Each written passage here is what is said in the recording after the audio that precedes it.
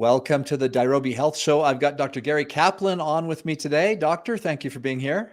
I am delighted to be here. Thank you for having me on the show.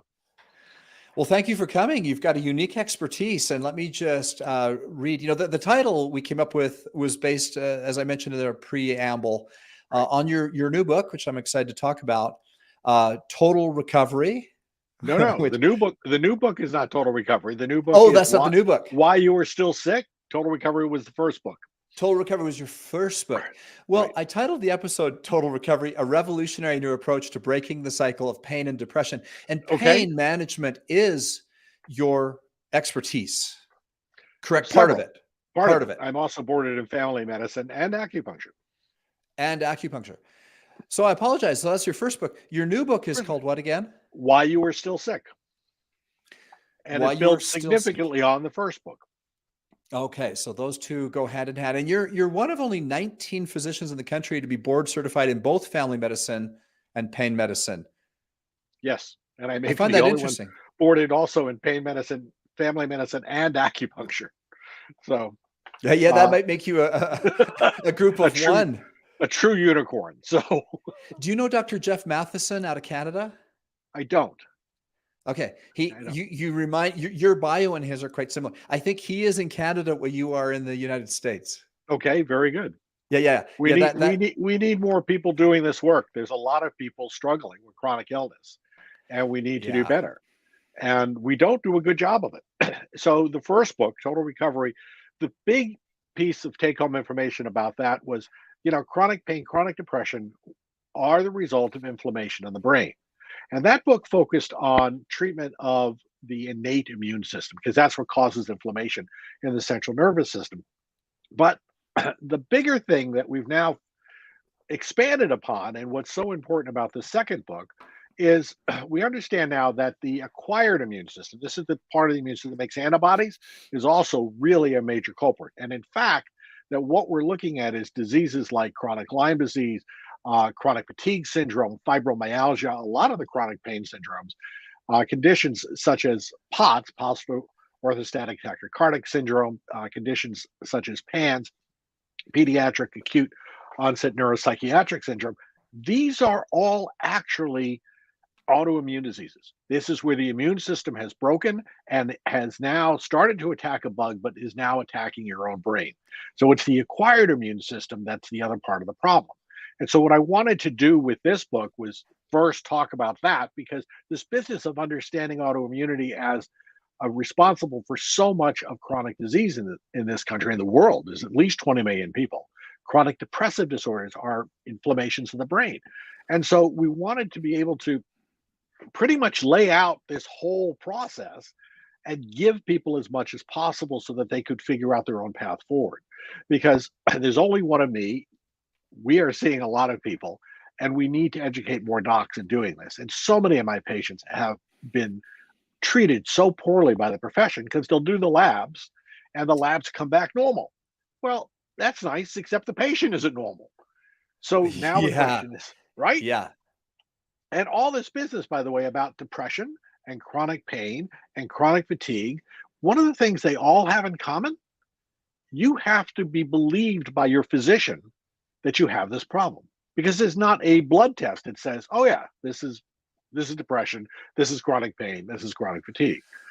And so what we have to do is understand that we haven't been doing the right test. As a very wise professor of mine once said, there's only two diagnoses you've made. And that's the ones you make, and that's the ones you think of. And if your testing doesn't show why the patient is sick, then you didn't do the right test. So if you come in complaining of a urinary tract infection, and I do a blood test on you and tell you, you don't have any anemia. Well, that's lovely, but it didn't test your urine to tell you had the urinary tract infection. So let me pause you there for a minute and back up just a bit, because you mentioned inflammation. And I think inflammation is misunderstood largely. We tend to think of inflammation as a thing that sets in after we sprain our ankle, right? Or the redness around a bruise. Now, I have an inflammation product, so I'm very interested in this arena. And we found this product a few years ago. As a PhD researcher was studying turmeric and why curcuminoids were rejected by the stomach and how to get curcuminoids into the blood. Right. And we end, the evolution of that is Mimi's Miracle, a turmeric, a turmeric supplement that gets creaminess in the blood. Now, when we started selling that, we had a clinical study showing that of 120 people, 60 on a placebo, 60 all with osteoarthritis in their knees. Right. That the 60 who took the product had 95% reduced pain score after 60 days. Phenomenal result. Right. So we go to market, super excited, telling everyone about this study and a couple others, one showing how much curcumin went in the blood. Yeah. Regardless, I did all this for years and took it myself without understanding that you don't have to have osteoarthritis in your knees to have inflammation in your body. Correct. Okay. And so now all of a sudden, we have all kinds of people buying Mimi's Miracle Turmeric who don't have obvious inflammation. You mentioned early on about the brain, and you've already used the word inflammation. So that's a very long preamble to a question, but hopefully you can form that into a question. For those of us who think of inflammation as pain, as localized, as redness, whatever, right? We may be missing inflammation that's happening in our body that's non-symptomatic, or maybe not non-symptomatic, but we don't notice it. Well, talk to us about that. Brain fog, focus and concentration issues, headache issues, sleep issues, you've got inflammation in your brain. So, and you're absolutely correct. The thing is, inflammation is a lot of different things in the body, and it's important that we understand that, because if we don't, then we take one thing that we think will fix the problem, and it doesn't, because we didn't understood the basic problem. So in the case of osteoarthritis of the knee, the problem is mediated via chemicals called prostaglandins. And so that if you give something that quiets down the prostaglandins, then your pain goes away. On the other hand, if you have allergies and you have hay fever and your eyes are itchy and your nose is running, well, that's also inflammation. But that inflammation is secondary to allergens, right? Pollens, whatever you're allergic to. So I should be telling my wife to take Mimi's Miracle Turmeric right now because she's suffering from allergy symptoms. It might, but it might help more if she were taking an antihistamine of some kind in order to stabilize the mast cells, which are mediating that. So the same product, the turmeric, won't work as well in an allergy situation. So back to your point about inflammation, it manifests in different ways and different forms. And then if you skin your knee and you get an infection in it, well, that's inflammation, right? It's red, there's pus. All right, you want an antibiotic for that one.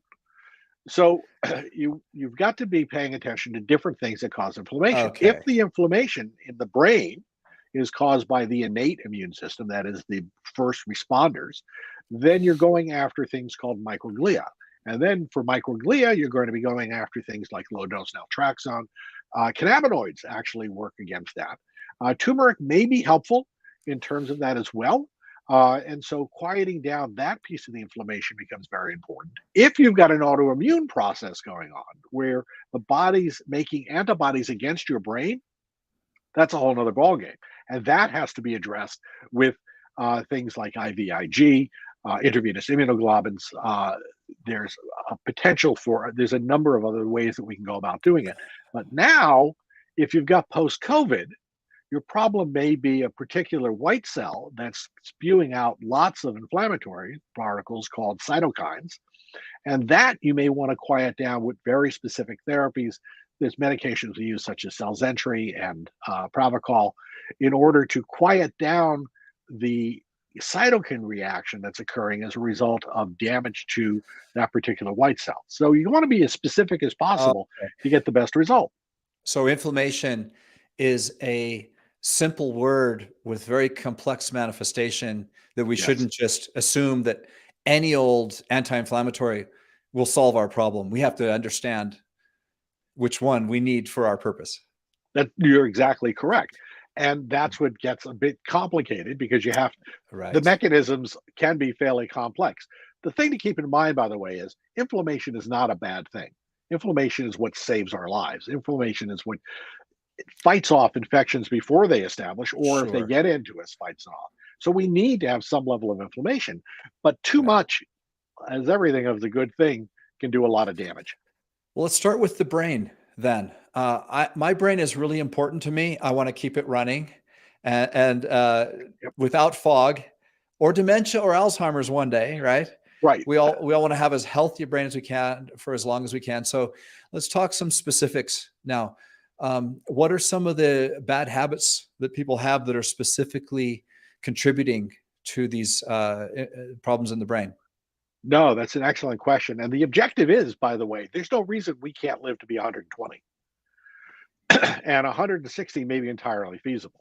But the reason you get Alzheimer's is a really interesting disease because Alzheimer's, you have all these beta and tau tangles that everybody's focused on.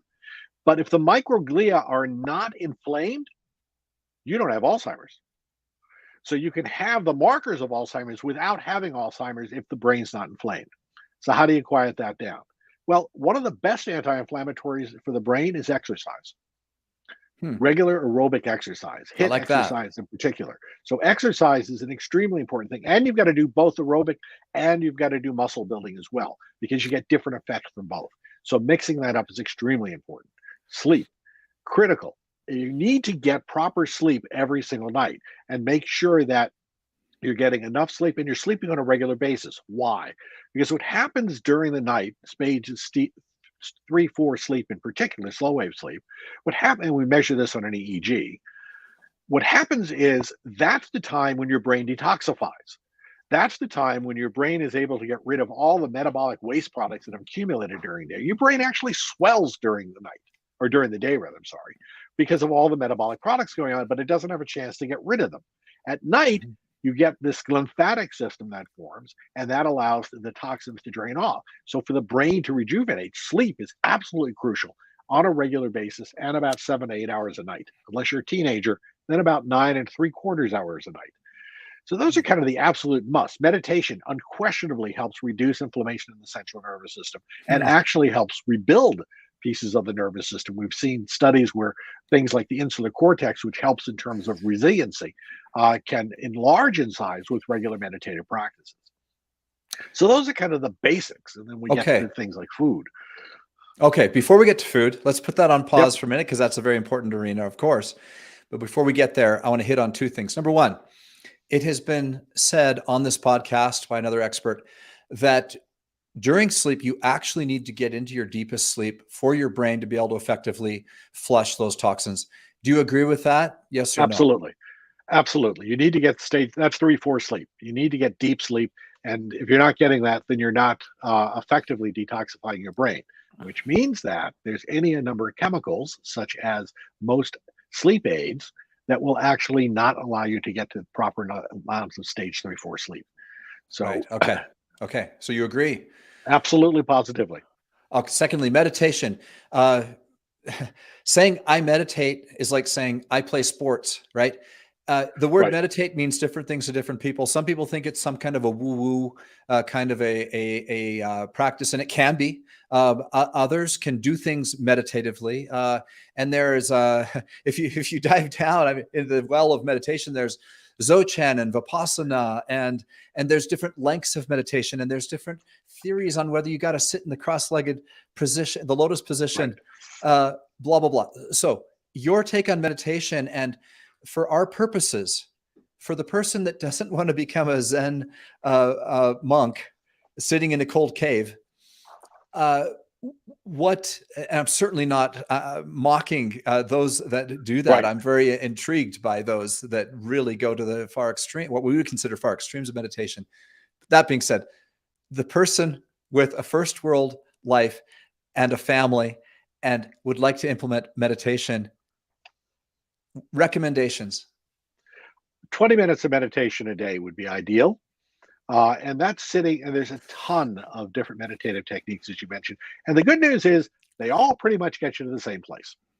So sitting and watching your breath for 20 minutes will do the trick. Sitting and repeating a mantra can do the trick. Sitting and allowing yourself to just delve into your body and relax.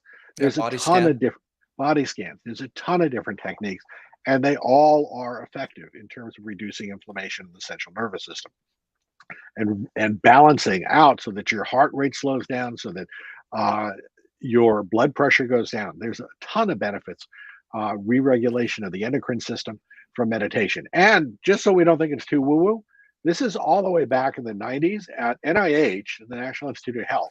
One of the ways we used to establish the standard of care is through these things called consensus conferences. And they're big deals. And I had the privilege of serving on one of the consensus conferences that looked at the science of meditation as it pertained to helping with sleep disorders and chronic pain.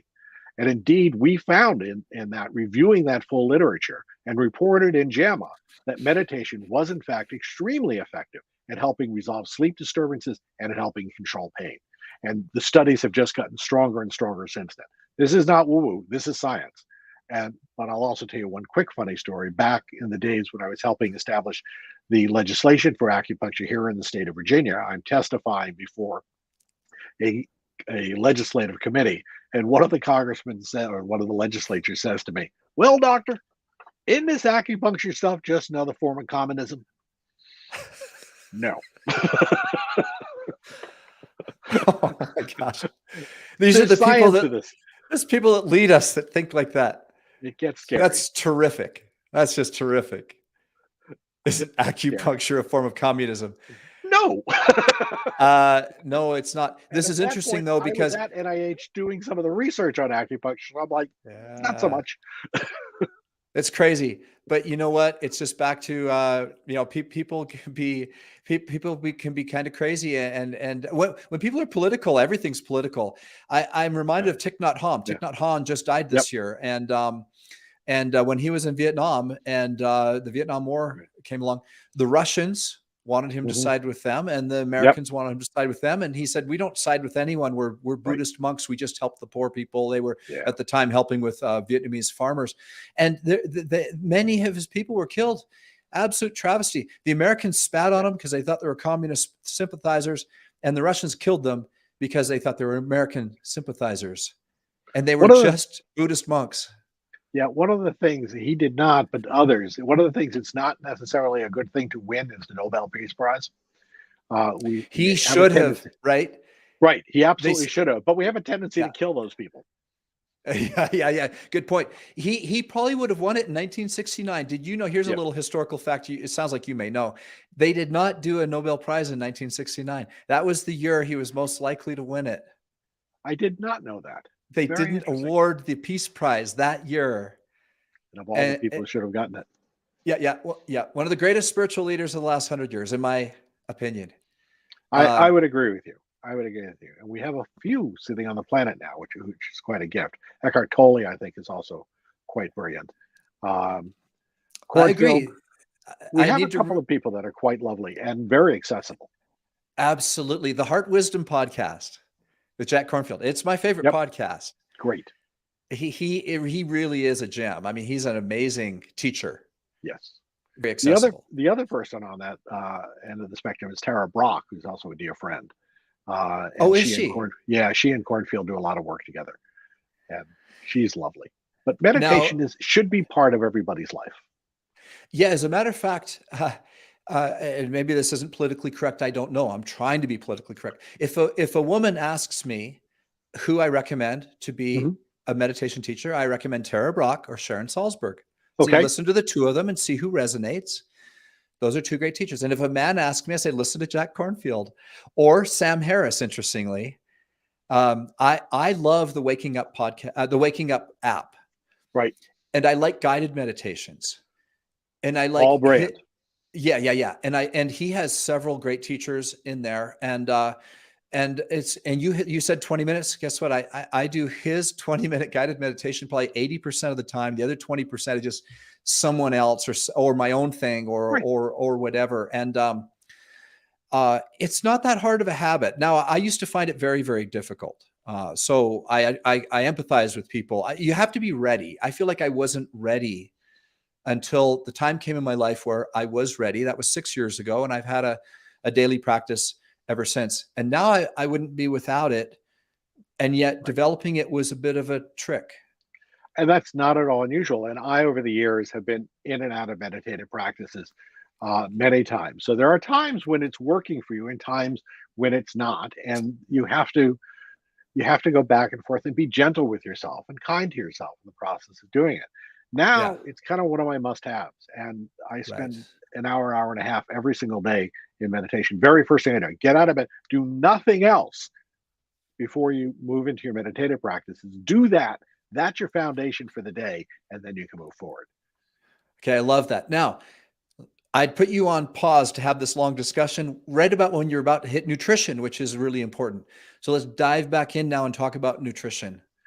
So we have to, so nutrition, let me give you an example of how important it can potentially be. Celiac disease, okay? Celiac Yeah. disease is an autoimmune disease to gluten. And Hmm. I had a 17-year-old that came into my practice and chronically depressed, no other Mm. complaints. He tried to hang himself. Oh my He'd been gosh. hospitalized. Oh no, this was a horrible, horrible story. And he was not responding to any of the psychiatric medications. I did a full exam because I'm a neuroinflammatory guy. And what I found in him was he had celiac disease. No gastrointestinal symptoms, just a depression. And indeed, 15% of people with celiac disease will only present with neurologic problems. Wow. We got him completely off gluten. We did some other stuff in terms of gut repair because the gut had been inflamed for a long time. In a year's time, he was 100% off all medications. And I've been his family doc now for a number of years, and he's been 100% ever since.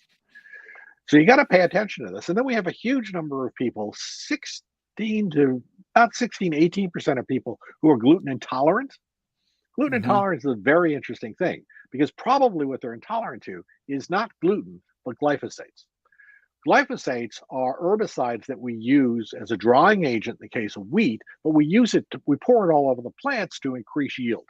And the plants are genetically modified to prevent them being sensitive to these herbicides and also to a number of insecticides. Well, here's the problem. The plant does just fine, except it sucks up all the herbicides. And those herbicides move from the farm to your Cheerios. So now what happens is it turns out that probably eating herbicides and pesticides isn't good for us. Who knew? So, and I found And this this out. is Roundup, everybody. For those of you, Yes. there's other. Yeah. Let's just say that is the primary ingredient of Roundup. Yes, it is. Yes, it is. And so what happens is France, you can't use that stuff.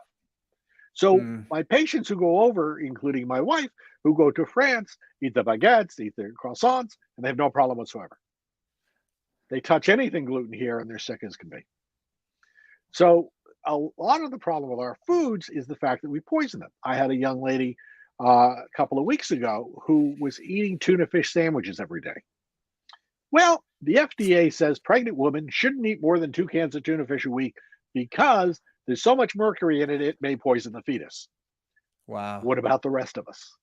And indeed, she Yeah. had mercury toxicity from eating tuna fish every single day. Yep. We've soiled the nest. And so we've got to be very careful about the foods we select and what we're eating. They can create problems with inflammation of the gut. And by the way, if you're allergic to a whole bunch of different foods, and also if your gut's not healthy, by the way, your brain's not healthy. Okay, leaky Right. brain, leaky gut, leaky gut, leaky brain. So Interesting. if your gut's inflamed and you've got a lot of foods you're allergic to, what it means is you have a leaky gut. You have molecules, large molecules passing into the bloodstream that have no business being there because the gut's inflamed. And now you're making antibodies to those.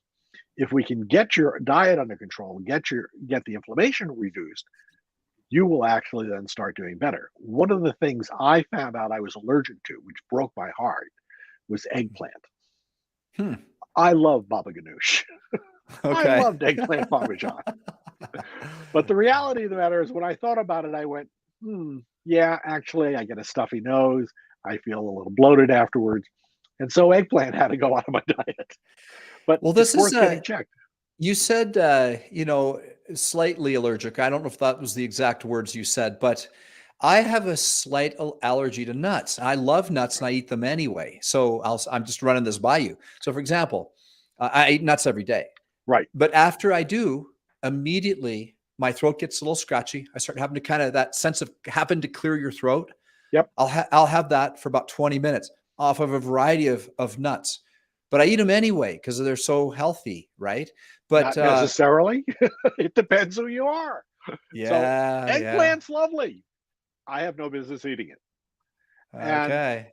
I think it's about listening to your body. I mean, there's nothing, blood test and saliva test and all this are lovely, but how's your body feel? Does this feel good to put in you, or are you overriding that sensation? And that's one of the problems. That's beauty of meditation, by the way. It's about sitting and listening to ourselves and actually saying, well, is this good for me or isn't this good for me? Because otherwise we stress eat. We put things in our mouth because we're covering up stress or because we're thirsty. We're getting dehydrated. And now what we're doing is reading the signal wrong. We're eating a Snickers bar or eating something else, which is no good for us whatsoever. When in fact, what we need to be doing is drinking water. Right. So what kind of diet are you recommending? And again, of course, I know you've got to recommend very specific diets to people with Right. specific conditions, but when you're just giving general broad advice on nutrition, what is that? So it's a hypoallergenic diet that is one of the least number of allergens. Rice, fish, chicken, fresh fruits, and vegetables, everything organic. And we want to make sure that we're eliminating soy, milk and milk products, gluten, wheat, okay, and corn. And so as we eliminate those things, after a month, people come back to me and say, I feel better. Now what do I do? Well, we start adding one thing back at a time, and you got to give it 2 weeks. So add one thing back in for 2 weeks, see how you feel, add another thing. And then you'll start beginning to understand what's you're sensitive to and what you're not. And so rice, fish, chicken, fresh fruits, and vegetables, easy place to start. We have to be far more elaborate with other people who have stomach problems for years, but that's a nice place to start. And in the rice world, we've got everything from Mhm. very, very cheap commodity rice to Right. nicer rices. Do you have advice on choosing a healthier rice? Yeah, we've got to be careful about rice because rice is a chelator, meaning that it sucks up heavy metals from the soil, especially arsenic. So you want to make sure the rice you're eating is grown organically. You want to make sure that the rice you're eating, we prefer, as opposed to white rice, we prefer brown rice. Why? Because it takes a little bit longer to digest it, so it doesn't fire up your blood glucose. So we want the brown rice as opposed to the white rices. And we also want to make sure that as much as possible that we know that it's come from good soil. By the way, the same thing applies to kale. Kale is a really great chelator. It sucks if you're growing kale in soils with heavy metals, you're eating the heavy metals. Even if it's organic, then, because even if it's organically grown, it can pick up those heavy metals. If they're in the soil, that is correct. I had a woman many years ago who came to see me who had stage 4 colon cancer, and they had tried 3 rounds of chemotherapy on her, which had not been successful. She had been living in Bosnia, Herzegovina, as a non-governmental organization. And I said to her, what's your diet like? And she said, oh, it's all organic, and we grow our own gardens and everything else. I said, well, that's lovely, except the soil you're growing in is poison, right? War, the residues that have been left there. And indeed, when we checked her, high levels of arsenic, high levels of mercury, high levels of lead, high levels of cadmium, all poisoned. And what's about to happen in Utah, in the Great Salt Lake is reduced to about a third of its prior size. And right now it has hard pack on it. But if that hard pack breaks, and they're concerned that it's going to do so, and all of that stuff becomes dust, guess what that dust is loaded with? Arsenic. It's a lot of residues from mines that they dumped in the Great Salt Lake for years. And so now, as part of climate change, as the Great Salt Lake recedes, if that stuff kicks up in the air around Salt Lake City is going to be poisoned. Interesting. I live in Provo. Okay. So you guys need to pay real attention to that. now there is quite a interesting difference in weather patterns. We call it the point of the mountain. Yep. There's quite a difference in weather patterns between Utah County and Salt Lake County. Right. But I'm not sure if that's enough of a buffer. Also, our weather pattern tends to go from east to west across. We don't get much weather from the north. So I'm hoping that means there's somewhat of a buffer between this arsenic and I hope us. you're right. I don't I hope know. you're right. I don't I will know. tell you, though, I was in Sundance 3 weeks ago for a conference. It is just gorgeous out there. And Isn't I hope it? they figure out a way to fix that problem because it's such a magnificent country. It's just gorgeous. You're the first one I've heard mention this, and I'm sure you're not the only one, but you're the first to introduce the concept to me. Is there and if for those of you listening, if you fly over this area, it is vast.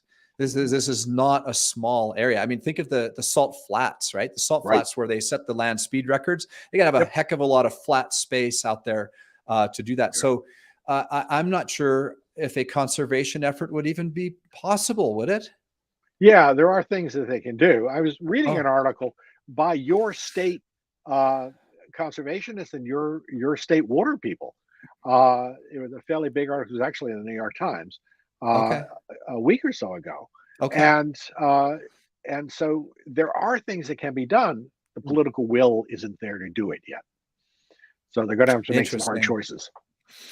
It's a tough thing. We live back to the politics, right? The Right. politics of things make everything really complicated and that so polarized, of course. And and then we have so much misinformation. And so the very word climate change, means different things to different Right. people. And then there can be someone who is a true conservationist, but isn't on the right side of the political spectrum. And so and then there can be people who couldn't care less about conservation, but they care very much about political power. Right. The whole issue is so messy. We can't just act like grown-ups and identify problems and come up with solutions. It seems like There are very solutions to be well. had, but we've soiled the nest. The reason there's Mm, so much mercury in our top end fish, the tuna and the swordfish and shark, is because of the coal burning plants. They kick off mercury and they kick it way up in the atmosphere and then it rains back down. And so it ends up moving up the food chain and getting concentrated in the top feeders. So trout and freshwater, and shark and tuna and swordfish in the open seas. And unfortunately, we're even beginning to see it somewhat in salmon. wow. So we we've soiled the nest, and we have to stop. Right. But if we want fish, we should get smaller fish to start with, right? Yes, Because mackerel, the smallest sardines. organisms are picking up the mercury at the bottom of the sea, and then the organisms that eat off their bottom feeders literally Right, eat it next, and then the bigger fish eat those, and the bigger fish eat those, and the bigger fish that are eating those little things are eating thousands and thousands of them, right? right. So by the time we get to the tuna has ingested, I don't know, maybe it's millions by then, I don't know, uh, of smaller organisms that have Yes, mercury. yeah. No, you're absolutely correct. And the other part of the problem is the amount of plastic we've dumped in the ocean. I don't remember the stat. I just read that stat not too long ago. But all of us have a huge amount of plastic in our bloodstream at this point because of all the stuff that's been dumped in the water supply, in the oceans. And uh, we don't know what that's going to do, but it strikes me that it's probably not a good thing for us. This is completely anecdotal because I'm not sure what the source was of the person that told me this, but they said that they had read a report that we all ingest approximately a credit card size of plastic per week. I don't know if that's true. It's certainly something to think about. And who knows? I imagine there's a lot of factors that go into it. But we can't avoid it. I mean, our environment is already polluted in a lot of ways, so we have to do the best that we can. So you've given us some nutrition advice, um, and we are recommended to eat fish at least a couple times a week. So which fish do you recommend? So there's a app called the Dirty Dozen. And basically, I would encourage you to. I have no relationship with them financially, but that app keeps a regular updated list of which fish are in fact the healthiest for you and which ones you should be avoiding. Tilefish being high on that list, as I recall last looking. Okay. So I periodically look at the Dirty Dozen. It's Okay. an app and keep you informed. Okay. Fantastic. And you've already generally recommended organic foods. Yes, as much as possible. And that's harder also, by the way, because organic foods don't have a big shelf life. Right? So Yeah. when you're eating organic, that means you're having to shop multiple times a week. That means you have to be more attentive to how you're storing it. So it Yeah. it's a change in lifestyle, but it can be done. Well, yeah, I mean, let me tell you one of my cool finds of the last few years is the Mhm. organic chicken 2-pack from Costco. Okay. Yep, uh, I keep those in the freezer, right? yep. And then those organic chickens, I take them and I cook them. It only takes 30. It's 6 minutes per pound in an Instant Pot to cook a frozen chicken. Did you know that? No, I didn't. That's excellent. It's really cool. The chicken just barely fits. You put your water in, you put a little rack in the bottom, you put your chicken in, you cook it for 36 minutes, and the whole chicken is cooked. And then take it and strip off all the meat, put the bones back in, and make bone broth. So we always have bone broth sitting in the fridge, ready to go. And I feed some of that to the dog too. I'll often heat up some bone broth and flavor it at night. And that little habit. And let me tell you what else. With all this inflation and problems with the price of food and everything, I think last time I bought that 2 organic chicken pack, I think it was $12. We love Costco. That's for 2 whole chickens, right? About 5 pounds per chicken. So everyone listening, that's Dave's tip of the day on an inexpensive way to eat organic meat. And the other thing I really love about that, doctor, is it's using the whole thing. Yes. It's using everything, which I really like. So you just don't feel like you're wasting anything. And by the way, I one of them we eat, and another one I make my dog's food out of. And so excellent. she has very healthy. She's doing well. That's food. Excellent. Good. She's spoiled rotten. That's okay. Nothing wrong with spoiling our pets, but we should spoil ourselves at the same time. That's right. And before I let you go, we've hit on several great high level topics, but anything else to add to this? Again, the theme we've moved into really, how do we live healthy in a toxic world, really? Right. And you've given us some great ideas. Anything else you want to add to that before we talk about your book? So sleep apnea is one of the things that I think, one of the questions you asked is, what's a game changer for me? And one of the game changers for me was finding out that I had sleep apnea. Sleep apnea, where you stop breathing in the middle of the night and your oxygen levels plummet. It'll take 10 years off your life, and it will cause hypertension. It'll cause obesity. It'll cause diabetes. And so if you're snoring, if you're not rested when you get up in the morning, if you're falling asleep during the day, there's a scale called the Epworth Scale, EPWRTH. You can look it up online. It takes 2 minutes to go through it. And that Epworth Scale, if it's scoring 10 or more, see your doctor. Talk to him about sleep apnea, because I'm here to tell you that one thing may save your life. Interesting. And you had it and you didn't even know. I had it. I didn't know. I had actually been tested for it. This is back in the early days of it. And I came back fine. And my wife said, wrong. And she said, you absolutely have it. And I went back in to get retested in another lab, and they were like, oh my God. So I was dropping, oxygen saturation should be in the high 90s. I was dropping into the 60s at night. Wow. My whole body was getting starved for oxygen at night while I was sleeping. And you had no idea? The idea I had was I was exhausted all day long. I was falling asleep during meetings. I was falling asleep watching movies. I was falling asleep at stop signs starting to nod. Okay. So I had all these warning signs, but at those days, it was kind of early on and we didn't understand a lot about it. I won't go anywhere without my CPAP now. Anywhere. Wow. And it saved my life. And I take it on planes. If I'm going to be sleeping on a plane, it goes with me. Okay. Great tip. And now your new book, tell us one more time. It's called Why You're Still Sick. And I think that, and if I'll hold it up as long as I have it here. Yep. This is going to be one of the great revolutions of the 21st century, because it talks about so many chronic illnesses as being, in fact, an autoimmune disease. And we have failed to recognize that that's the problem. And as such, we treat everything around it, but we fail to treat the autoimmune component of it. And failure to treat that leaves you still sick. This is the road to recovery. And what we've done in the book is it's a step-by-step self-help book. So this is a way for people. I outlined all the testing we do in the office. I outlined all the different treatments that we do, because again, there's only one of me, and there's 20 million people out there who are struggling with this, with depression, with chronic pain, with chronic fatigue. And I want them to have this information so that they can get better. Well, fantastic. Where do they find it? Amazon. Where do you Isn't find that just everything? the answer to everything anymore? Everything.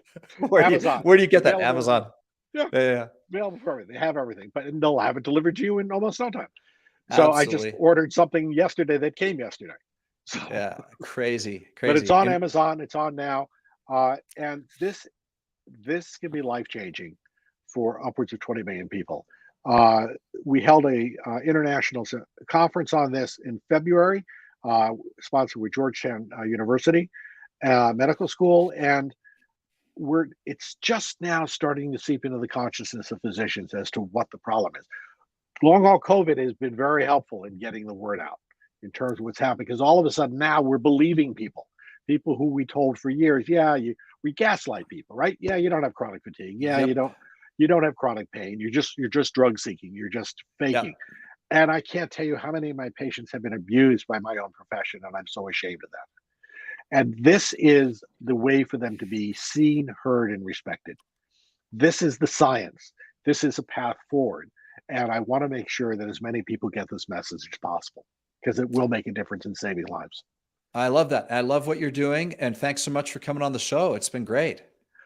Thank you very much for having me on the show, Dave. I'm delighted to be here. And thank you for the work you're doing in helping educate the public about all the issues that you cover. So thank you for the work you're doing. Well, thanks so much. And for those of you listening, this is Dave Sherwin wishing you health and success.